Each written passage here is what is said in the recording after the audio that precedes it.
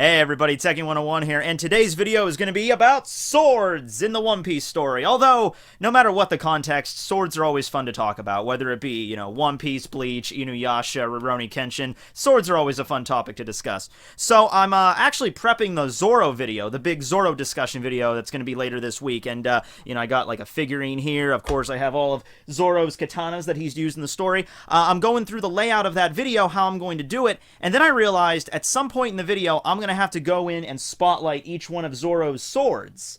But then I'm like, oh wait, I'm also going to have to describe the Meito grades, like the different ranks of the swords in the One Piece story, and I figured, okay, I can either derail that video for 15 minutes talking about that. It's already going to be a long-ass video. We're talking about Zoro here, who's been in the story ever since, like, Chapter 2. So, I mean, I don't want to drag that out any longer than I have to, so I figured that could probably be its own separate video. I should mention what Meito is to begin with. Meito just means, like, the grade of a sword. It's not actually a rank, it's just the status that a sword has. It's important to understand that swords, going back to, like, feudal Japan, meant way more than just being a weapon, okay? And what they really were the symbols of the warrior that wielded them. So they would basically kind of become one and the same. Let me explain this. You're a badass samurai back in, like, feudal era Japan, alright? And you have this sword with you, and you cut down a bunch of motherfuckers with this sword.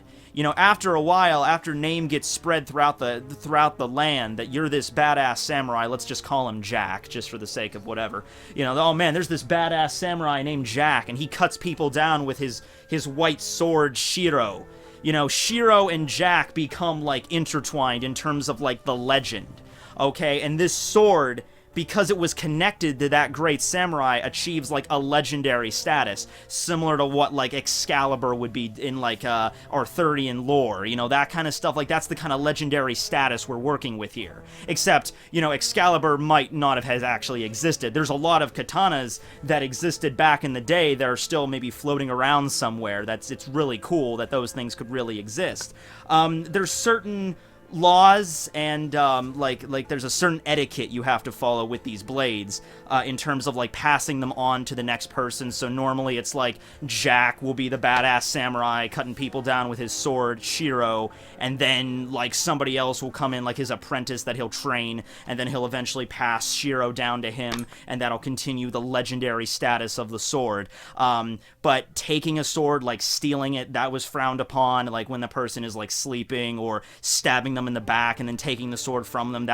You were revered as, like, you were dishonored if you did that. So the honorable way to get it is, like, if you actually dueled against Jack and he's like, okay, I'll duel you for your legendary sword, and if you win in a fair fight, then you get it that way. Right, so that is Meito. That is, like, the status that swords have. Okay, so getting to the actual ranks, the lowest rank of sword in the One Piece universe is Wazamono grade, or just the graded swords. Now, we don't know how many numbered swords exist here. I only mention this because all the other ranks, the other three ranks, we know specific numbers on how many of those swords exist in the world of One Piece, but the Wazamono grade swords, we don't.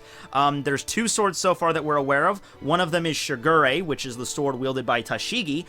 This is actually how, she first appeared in that sword shop in Logtown, Ippon Matsu's sword shop. He was polishing Shigure for her, and then that's how Zoro and Tashigi met in the sword shop there.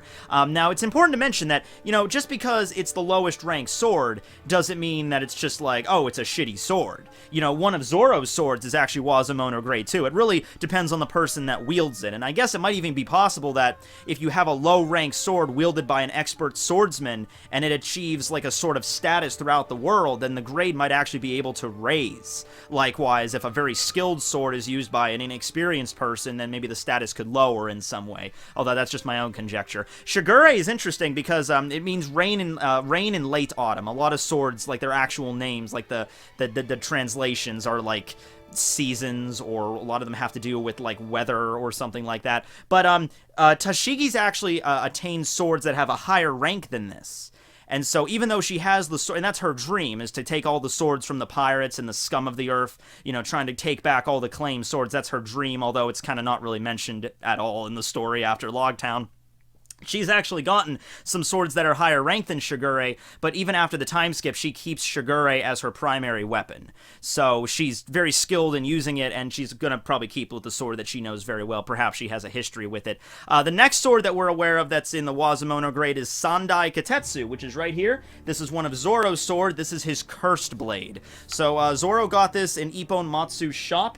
He was actually trying to sell it rather cheaply, considering it's a ranked sword. It's worth a decent amount of money, but he was giving it away for pretty much next to nothing in like the bargain bin. And the reason he did that was because this sword was crafted by the swordsmith Katetsu. And Katetsu just literally means demon splitter. But apparently Katetsu, he's kind of like Muramasa of Legend. No, not that Muramasa. There was an actual guy named Muramasa that, would forge these swords. And the swords that he would forge apparently could not be sheathed until they tasted human blood. So they were like these horrible, bloodthirsty swords. And in the context of the One Piece world, these are swords that'll actually like harm its own user. They're cursed blades that bring nothing but death and horrible pain and to the people that wield them. Now, to Zoro, he basically popped a boner when he heard that story. He's like, oh, okay, let's try this out. So you have this suicidal moment where Zoro takes Sandai Katetsu out, throws it up into the air, sticks his fucking arm out, and it passes right over him, and he just picks it up off the ground. It goes right down like freaking hilt deep into the ground. That's how sharp this thing was, and he's like, I'll take it. So the pattern of it is very edged, very ragged there, kind of more of a wild appearance of Zoro's swords. The reason it's Sandai is because there's actually 3 Katetsu swords, Sandai being the 3rd, or the lowest grade, so there's Demon Splitter the 3rd, okay? But there were 2 other swords that were crafted by Katetsu, Nidai Katetsu the 2nd, and Shodai Katetsu the 1st, each increasing in rank as we go up. So Nidai Katetsu's of a higher rank, and then Shodai Katetsu's even of a higher rank than that. Fun story, when I got these in the mail, I of course, these are just replicas I got off the online, but when I got this in the mail and I opened this box up, I actually cut myself on Katetsu, taking him out of the box. So maybe it is a cursed sword, I don't know. But it's a pretty neat sword. Also, Zoro's able to like sense its presence. During Water 7, when Zoro was separated with Katetsu, Chopper picks it up and just carries it over to him, and Zoro was stuck in a chimney at the time. Look into the story for actual context of this whole scene. And Zoro can't see anything, but he's like, wait, Chopper, are you holding the Katetsu? And Chopper's like, yeah, I am, but how did you know that? And Zoro's like, oh, I could tell with that one. It's cursed and all. It's out for blood. Anyway, give it to me. Let me get me the fuck out of this chimney. So, yeah, that's Zoro's Shodai Katetsu. No, not Shodai. Sandai Katetsu. Katetsu the 3rd, Demon Splitter there. And apparently when Zoro first used it, it seemed to like his first real battle was at Whiskey Peak with this sword, and he claimed that it was going against him. He was cutting things that he didn't want it to cut, so it was like a problem child that Zoro has to kind of rein in. Hasn't really had a problem with it since Zoro always kind of does like emit this very demonic aura, so it's all cool. So those are the Wazamono grades. Moving up to the 2nd rank, we have Ryu Wazamono, or the Skillful grade swords. So there's only 50 of these in the world of One Piece. There's a definite set number of 50. The first one that we're aware of is Yubashiri. Yubashiri was a sword that Zoro also picked up from Ippon Matsu's shop in Logtown, and it was owned by him. We don't really know the exact story behind it. I guess it was like a family heirloom of his. Ippon Matsu was just kind of this dorky guy, this bald guy with a weird haircut that ran this shop with his wife. But maybe, I don't know, maybe his family was a little bit more well-known with the sword or something, and he just basically had this in his attic. It was his most valuable family heirloom that he had. And it's a lot of money, usually. It's the most valuable sword in his shop. But after he saw Zoro, test with the Katetsu, throw up the sword and having almost lopped off his hand, and, he's like, you know what? You're a true swordsman. I'm sorry I tried to scam you and everything before. So he immediately, without hesitation, goes and grabs this and gives it to Zoro free of charge. So this is the Ryu Wazamono Yubashiri. And this sword was probably my favorite sword that Zoro ever used, which makes it even shittier that it was destroyed in the Enies Lobby arc. One of the Marine captains, it wasn't even broken in like a serious fight, like Zoro's going off against a fucking vice admiral like Momonga or somebody, and Momonga breaks his sword. Like, I would be okay with that. But no, it's some random Marine captain that was never even even mentioned after this moment, Shu was his name, and he had the rust fruit. So Zoro literally tries to cut him with Yubashiri. Shu grabs it, uses his rust powers to just rust the entire sword and just broke it, leaving nothing but just like a rusted length of the sword remaining. So Zoro could still keep it in the sheath, you know, so it wasn't 100% destroyed, but you couldn't fight with it. So he just kept it in his sheath, carried it around with him for most of Thriller Bark, and finally at the end, when Zoro received Shusui from Ryuma, Zoro laid this Yubashiri to rest on Thriller Bark, leaving an end to, you know, one of his swords, which was a big deal at the time. You know, Zoro, you know, his 3-sword style, loses one of his swords. That's a really big deal. Another sword that we have is Kashu. Oh, by the way, I forgot to mention, yeah, Yubashiri. Its name is Snow Run, or Snow Chaser. Like I said, a lot of weather patterns or seasons with this one. So Snow Run here. Then we get to Kashu, which means Flower State. This was the sword that was in the possession of Mr. 11 of Baroque Works. If you remember, Smoker and Tashigi chased down Mr. 11, managed to capture him, and Tashigi received Kashu. Now, Kashu is a higher rank than her Shigure, but like I said, she still keeps Shigure, so even though she has a sword of a higher rank, she still chooses to keep her, you know, Shigure sword. That's all we know from Kashu. Haven't seen that since. There's one more sword in the Ryu Wazamono class that we just have never seen, and that's because it was only shown in a light novel.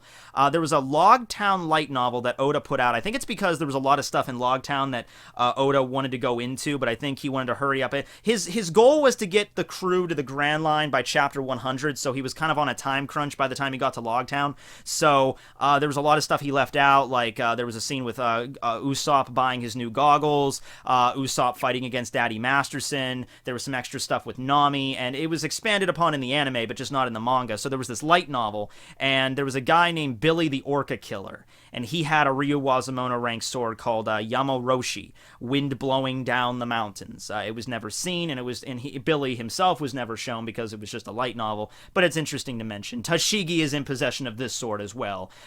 She defeated Billy and received Yamoroshi. So that's Ryu Wazamono class. Moving up to the O Wazamono class, or the Great Graded Swords. There's only 21 of these in the story, and we know 3 of them. So the first is the second generation of Katetsu, Nidai Katetsu, the second generation Demon Splitter.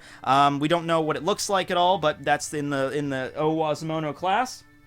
Next we have Shusui. Shusui is an O Wazamono, and it means oh wait, I actually think I know this without looking at it. It's like clear autumn water or something like that. Did I get that right? Clear autumn water. Yes. Okay. So this was the sword. This is what I mean when I say Meito grade, like legendary status. Okay. So the samurai of Wano, Ryuma, who was like a country's, like a national hero of Wano, had this sword. Okay, and that's like the status that went with this sword. Whenever, so Zoro fought against Ryuma, fair fight, it was a fair duel, and Zoro defeated Ryuma, and Ryuma had this moment where he was about to die. He was a zombie at this point on Thriller Bark, but he extends out Shusui, and he's just like, I am the great samurai, and although my tale may end, this sword's will not. And then he throws it to Zoro, and Zoro just kind of grabs it all cool, and he's like, yep, I hope I wish I'd have fought you in your era. So that's what it really means. Later on, during Punk Hazard, when Kinemon, who's also a samurai from Wano, finds out that Zoro has Shusui, Kinemon is pissed because he thinks, because that's what I mean, like, it's like, that's our national treasure. You know, like our hero had that sword, and you stole it from his grave. You sick fuck. What are you doing? And of course, Zoro had to explain to him the whole deal with, like, I was never at Wano. I didn't grave rob your national hero. It was something else that happened. And we don't know if Kinemon knows the whole story. If Zoro told him, I would assume he did. But that's just how pissed Kinemon was about, you know, someone else using Shusui. That apparently would have just grave robbed it, because that's so dishonorable. So Zoro, though, he won it fair and square from Ryuma, so that's fine. I also used to think that these designs on the sheath were like the peace symbol, you know, like in the 60s. But looking at it more closely, I think it's like cherry blossoms, the way they're segmented pattern, and then the guard of the sword is also like a flowery pattern. And of course, Wano Kuni is like feudal Japan. That's what Oda's, that's what the basis for Wano Kuni is going to be like. And in that case, you know, cherry blossoms all over the place. So I think that's the design here. It's also a black blade, so you don't get to see very many of those. Black sword with a red tint there, red temper pattern. That's a pretty badass sword, if I do say so myself. Zoro, when using it against ores, thought it was it was much more heavier than Yubashiri. This was the sword he used to replace Yubashiri, and so it was a lot more heavier. So when Zoro did his 108 caliber Phoenix technique, the shock waves or the air pressure that he emitted from his two other swords got absorbed into Shusui's because of how much more heavier it was. It like turned into this giant torrential thing. So pretty more durable sword than Yubashiri was, if anyway. Next, Wazamono sword is the Wado Ichimonji. Now, this is Zoro's main sword that he uses whenever he uses one-sword style techniques. This was also the sword that was used by his master, Koshiro, I think his name was. That's the leader of the dojo that Zoro went to when he was a kid. He's Kuina's father. And I think that Koshiro had the sword, passed it down to Kuina, because Kuina was a very promising swordswoman, I guess I should say. And eventually she dies, and then gets it back to Koshiro, and then Zoro basically has to beg her father to give it to him.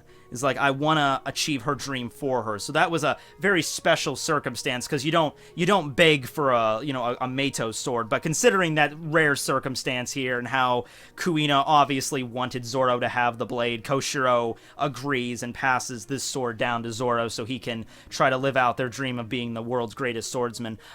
When Zoro fought against Mihawk for the first time, and he had his 3 swords, he had this sword and I guess 2 unknown blades, and he had his clash with Mihawk. Those 2 blades shattered, but this one was the only one that didn't. It's a lot more durable than his other swords. And Ippon Matsu was like freaking out when he saw it because it's such a rare blade. There's only 21 of these in the entire world. It means the straight road of harmony is the name of Wado Ichimonji, the translated name there. And it's probably the sword that Zoro is going to carry throughout the rest of the story. There was a theory at one point that Zoro was at one point going to get all 3 of the different cursed blades of the cursed Katetsu swords, like at once. I never saw that as the case, because that would mean he would have to replace this one, and this is Zoro's treasure. This is the thing that he would never give up, no matter what. So I don't think that's going to be the case. I find it more likely that Zoro is going to go through the different Katetsu blades. So it's going to be like the third one will be upgraded to the second, and then the first maybe, if anything, it'll be something like that. But he's always going to carry his Wado Ichimonji. It's kind of Zoro's, it's kind of his trademark, his pure white sword there. So that's Wado. Pretty damn cool. Is there anyone others? I don't think there is. Yeah, Nidai Katetsu, Wado Ichimonji, and then Shusui. Okay, so that's the Wazamono. Moving on to Saijo Wazamono, the supreme grade swords. And these are only 12 of these that exist in the entire story. We only know about 2, and we've only seen 1. And the one we have seen is Yoru, which just means knight. Cool as fuck name, just knight, and that's being wielded by Dracul Mihawk. That's the black sword that he has, the cross-shaped blade that cut down Zoro, gave him the badass scar on his chest there. And yeah, it's the blade that they have like the supreme grade, probably will next to indestructible, I would say, in the hands of an expert swordsman like Mihawk or Zoro, a Saijo Wazamono sword. And plus, if you add hockey to them, would basically be indestructible, I would assume. This is the blade that Mihawk used, is the world's strongest slash. He gets down and launches a slash, which is like a freaking energy ki blast from Dragon Ball Z, which just slices through the entire Marineford Plaza, and if it wasn't for Jozu, who was made of diamond, he deflects it in the air, and then it just like explodes. Mihawk then used this sword to cut together entire freaking, cut apart a giant ice wave thing. So, I mean, that's just on a whole other level. I mean, of course it has to do with the swordsmen themselves, but you have a skilled swordsman with one of the highest ranked swords in the world. You have Dracul Mihawk, who's one of the strongest characters in the fucking story. So, yeah. The other blade that we know is Shodai Katetsu. So, the first demon splitter that was created by Katetsu. We haven't seen this one yet, but it is in the same class as Yoru. So I hope that Zoro would find the Shodai Katetsu at one point. I hope he does get that one. I'm not to say maybe the Sandai would break, but if he gets Shodai, I mean, then he would at least be on equal footing with Mihawk. I could see him doing that. I could see Zoro getting his hands on the Shodai Katetsu blade, one of the highest ranked blades in the world, and then having to fight against Mihawk again. And I could see him being a little bit more, to stand up to him with that. When Mihawk was training Zoro, there was a moment where he was talking about how, you know, he has a black sword, Yoru, but he also talked about how using hockey, you know, all swords can become black swords. So you also have to include hockey in there too. So even adding hockey to an inferior blade, like just the Wazamono class, like with Sandai Kitetsu here, could maybe bolster its level to something maybe comparable to, maybe not with Yoru, but something comparable to a higher class. So that's the highest class, the Supreme Blade. We only know there's 10 more of those we just don't know about, which probably won't find out more about those. But, you know, it'd be cool if in the future Oda elaborates a little bit more on these swords. So going into swords that we know the names of, but we don't know the rank, or even if they have a rank, just the name blades. So first is Shiki. Shiki the Golden Lion. He had two double-bladed swords, bladed on each side. When he fought before his ultimate battle with Roger, and before he got thrown and impaled down and Shiki severed his legs, he used these swords with his own hands like normal blades. They were Oto and Kogarashi, which meant Cherry 10 and Wintry Wind. And after he cut off his legs, he actually added these swords to his stumps as like prosthetics, and with his float fruit powers he can move around, but these were his prosthetic legs, and he was very adept at using like spinning kick attacks to cut people up with them. So those were Shiki's blades. Next up is Durandel, which is Cavendish's sword that he uses in Dressrosa. You know, Cavendish is the White Knight, so he has a very, very elegant rapier kind of looking sword named Durandel. Durandel is based off of not Japanese mythology. It's based off of, like, I don't know, French mythology. It's not really mythology. There's this thing called the Song of Roland, and it's like literature pertaining to the history of France, and Durandel is the name of a famous blade in that story. So that's where Durandel comes from. Next we have two swords that are named, that are wielded by the Big Mom Pirates. One is Cracker, who wields the Pretzel sword. This is a blade that he uses in his fight with Luffy, so that's all there is to. I don't know if that's the actual, like, once again, just because it has a name doesn't mean it's a rank, but it's wielded by one of the top ranking commanders of a Yonko, so probably does have a rank. I just can't get over the fact that it's just named Pretzel. You know, we go from all, like, the Demon Splitter, the Road to Harmony, and then we have Durandel, which is based off like a sword from a mythical character in a French story, and then we get to Cracker, who's just like, yeah, my blade's named Pretzel. And I get it because he's Cracker, but I mean, come on. But anyway, that's the case. Next, we have Amande, who's another character that we saw during the Totland arc. She's just kind of, she's the really lanky woman that grabbed Nami and was kind of feeling up her tits when she was taking out the Vivara card, and she had that giant hat. That's Amande. Her sword is named Shirao. I think that's how you pronounce it. It means ice fish. So that's the name of her sword there. We only get to see that very briefly when she shows up and confronts Nami and Luffy. I think she also uses it to cut King Bomb as well, so pretty strong blade. So lastly, that's all the name swords we have. Like I said, we have Kikoku, which is Law's Blade. It means demon whale, but Oda came out in SBS, and he gave the name in the SBS, it's Kikoku, but he also specified that it was not a named sword, but it is also a cursed sword, so the same as what we have here with Zoro's Kitetsu. So there's a bunch of different factors with swords. Like, the stuff that I would like to see is the name of said sword, what rank it has, and whether or not it's cursed. Those are the big things, the big factors in the One Piece story that we like to know about the swords. And I wish that every time that, you know, a character that uses a sword shows up in the story, Oda will at least have like a little info box that'll specify, like, this is the sword Pretzel wielded by Cracker, and it has an Wazamono ranking, or something like that. Something along those lines I'd like to see, but Oda doesn't really care too much about the actual rankings of the swords, or maybe he's focused on something else. But we know a fair amount about them so far, and like I said, I hope at some point we'll get to see the other Kitetsu blades at some point. So which is your favorite sword in the One Piece story? Which is your favorite blade, your favorite class of blades? Which class do you hope will be elaborated on a little bit more? I found it interesting that the Kitetsus, they skip a class. So you have Shodai at the very top, and then you have Nidai at Owazamono, the second rank, and you would assume that the third rank, that's where Sandai Kitetsu would be, at the Owazamono rank. No, the Ryu Wazamono rank. But no, it's at the very bottom at Wazamono. So I just find that odd that it skips a class there. It could have just been like, you know, number one's at the highest class, number two's at the second, number three's at the third. But no, it's like number three's at the fourth class, the lowest rank. So I don't know.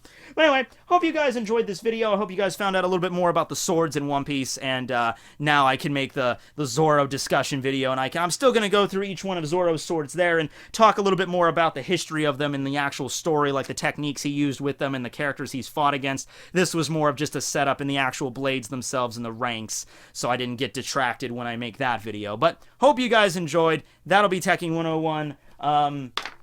Signing out, guys. Later.